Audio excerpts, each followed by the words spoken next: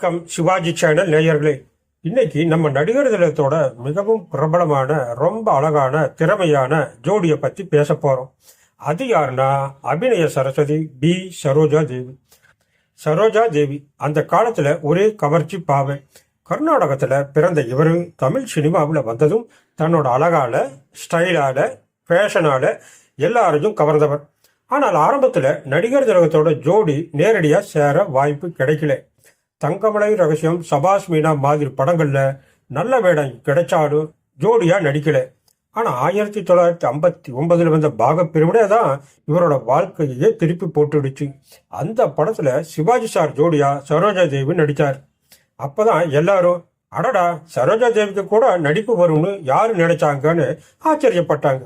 அந்த படத்துல அவங்க நடிப்பு பார்க்கும்போது இனிமே கிளாமர் மட்டும் இல்ல, நடிப்பும் இவர்கிட்ட இருக்கு அப்படிங்கிறத எல்லோரும் ஏத்துக்கிட்டாங்க. அப்ப இருந்து நடிகர் திலகத்தோட கூட்டணி இவருக்கு ஒரு நல்ல ராசியா அமைஞ்சது. அதுக்கப்புறம் வந்த விடிவெள்ளி 1960 2வது கூட்டணி. ஸ்ரீதர் டைரக்ஷன்ல கொடுத்து பார் பார் உண்மை அன்பைன்னு ஒரு லவ்லியான பாட்டு. 2 பேரும் சேர்ந்து அப்படியே கலக்கி இருப்பாங்க. இதுதான் சரோஜா தேவிக்கு விடிவெளி போட ஆச்சு. ராசியான ஜோடின்னு பேர் வாங்கினாங்க. அடுத்து 1961 பாலும் படமும். அடடா, இந்த படம் வந்த பின்னால்தான் ஏகப்பட்ட பெண் ரசிகைகள் உருவானாங்க. கணவன் மனைவி அப்படின்னா டாக்டர் ரவி சாந்தி மாதிரி இருக்கணும்னு சொல்ற அளவுக்கு அந்த ஜோடி ஒரு கலாச்சார ஜோடி மாதிரி அமைஞ்சது. சரோஜா தேவி பின்னால சொல்லியிருக்காங்க, சிவாஜி சாரோட ஜோடி சேர்ந்த பின்னாலதான் நான் ஒரு திறமையான நடிகைன்னு மக்கள் ஏத்துக்கிட்டாங்க. அந்த புகழெல்லாம் அவரைத்தான் சாரும் அப்படின்னு சொல்லியிருக்காங்க. அடுத்து பார்த்தால் பச்சை தீரும் 1962. அங்கேயும் ரொம்ப அழகான ஜோடி. அந்த படத்துல வந்த சரோஜா தேவி போட்ட சாரண உடையில எடுத்த போட்டோ இன்னைக்கு அவங்க வீட்டுல டிஸ்பிளேல இருக்கான். அதே வருஷம் ஆலயமணி. அட, இதுவே ஒரு உச்சம். தியாகுவின் மனைவியாக சரோஜா தேவி நடித்த விதம், ஒரு முள் மேல நடக்கிற மாதிரி கேரக்டரை நடிகர் திலகத்தோட வழி நடத்தலால எவ்வளவு அழகா காட்டியிருப்பாங்க. அந்த படம் வெடிச்சது மாதிரி ஓடிச்சு. இதுக்கு பின்னால 1963 இருவர் உள்ளம், செல்வம் சாந்தா. அந்த ஜோடி அப்படியே மக்களோட மனசுக்குள்ள குடி போயிருச்சு. இன்னைக்கு வரைக்கும் இந்த படம் டிவியில போட்டா டிஆர்பி ரேட்டிங் ஏறி போயிரும். கலைஞர் டிவியில வந்தப்ப உலகம் முழுக்க பார்த்தாங்க. அதுக்கப்புறம் குலமகள் ராதை, அதுலயும் 2 பேர் அசத்துனாங்க. அதுலயும் குறிப்பா அந்த ராதே உனக்கு கோபமாகாதடி பாட்டு, ஜடைய பிடிச்சது, கண்ணாடி பிரதிபலிப்பு ரசிகர்களுக்கு இன்னும் மறக்க முடியாத காட்சிகளா இருக்கு. இதுக்கு பின்னால 1964 புதிய வரவை. அடடே, இதுதான் கலர் யுகத்துல வந்த கலர் சுனாமி. முதல் முறையாக இந்த ஜோடி கலர் படத்துல ஆகா மெல்ல நடன்னு பாடுறப்ப அதுலயே ஒரு மாயம். அந்த ஜோடி வனத்துல உயிரோட வந்த மாதிரி.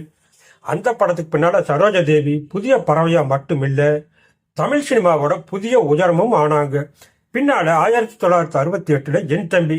அப்போ சரோஜா தேவி கொஞ்சம் மெச்சூரான மாதிரி தோற்றம். ஆனா நடிகர் திலகம் இன்னும் இளமையா இருந்தார். ஆனா என் தம்பி எல்லோரையும் கவர்ந்த ஒரு அருமையான படமா அமைஞ்சது. அடுத்த வருஷம் அஞ்சல் பெட்டி அணித்திருவது முழுக்க காமெடி படம் இது.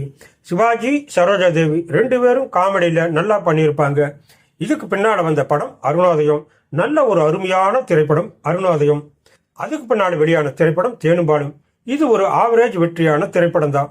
தமிழ் சினிமாவில் எத்தனையோ கதாநாயகி அதுக்கு பின்னால் வந்தாலும் போனாலும் சிவாஜி சரோஜா தேவியோட கெமிஸ்ட்ரி இன்னும் மாறல. 1993 பாரம்பரியம் படத்துல கடைசியா மறுபடியும் இந்த வரலாற்று ஜோடி இணைஞ்சாங்க.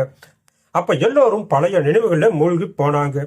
சுருக்கமா சொன்னா சரோஜா தேவி ஒரு கிளாமர் ஹீரோயின். ஆனா நடிகர் திலகத்தோட ஜோடி சேர்ந்த பின்னாலதான் உண்மையான நடிப்பு பறவை ஆனார். பாகப்பிரிவினை, பாலும் பலமும், புதிய பறவை, குலமகள் ராதை. இந்த 4 படங்களை சொன்னாலே போதும்.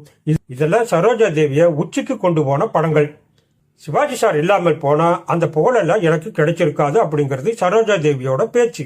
சினிமா வரலாறே சொல்றது என்னன்னா, நடிகர் திலகத்தோட சேர்ந்து நடிச்ச பின்னாலதான் நாயகிகளுக்கு உண்மையான புகழ் கிடைச்சிருக்கு. அதுக்கு சிறந்த உதாரணம் சொல்லணும்னா அபிநய சரஸ்வதி சரோஜா தேவியையும் சொல்லலாம்.